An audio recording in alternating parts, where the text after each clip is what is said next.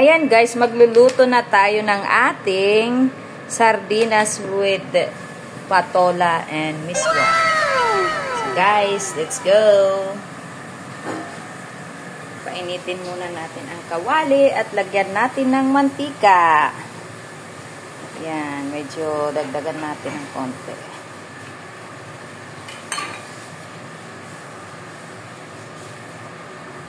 Kapag mainit na ang ating kawali, lagay natin ang ating bawang.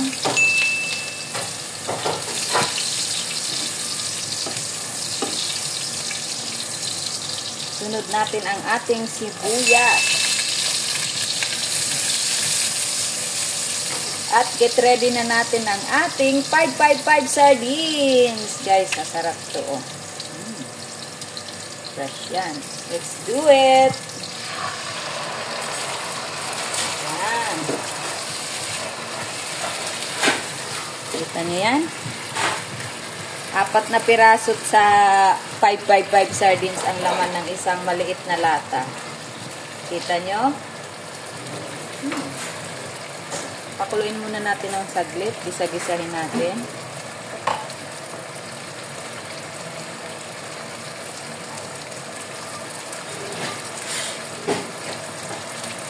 Guys, para hindi sayang yung sauce sa lata, lagyan natin ng tubig. Ayan. O, diba?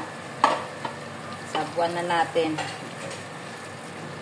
Ayan. Medyo dagdagan natin ng sabaw kasi para hindi hihigupin ng ating miswa yung sabaw.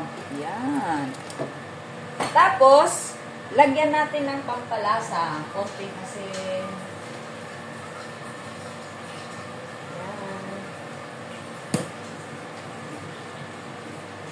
Meron tayong magic dito.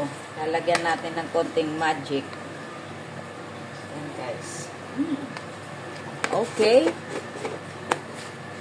At kumukulo na yan kasi mainit na tubig ang nilagay natin. Ilagay na natin ang ating patola. Ayan guys.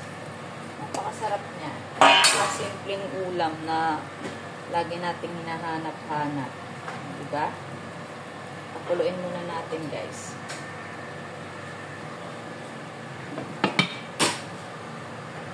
Check natin. Wow! Kumukulo na siya. Check natin. Pwede na natin ilagay ang ating miswa para sabay-sabay na silang maluto guys. Ayan. At ngayon, ilalagay na natin ang ating miswa. Yan ang ating miswa. Maglagay tayo ng 2. 1. 2. Mga 3, ay 2. Marami na yan guys. So, ayan. Hintayin natin siyang maluto para tayo ay kakain na.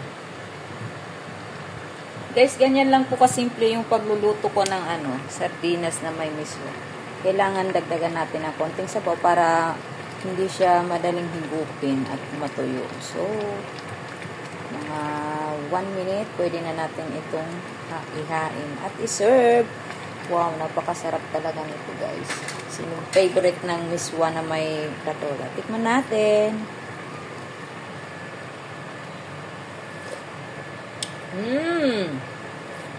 Lasang-lasa na yung miswa sardinas. Napakasarap.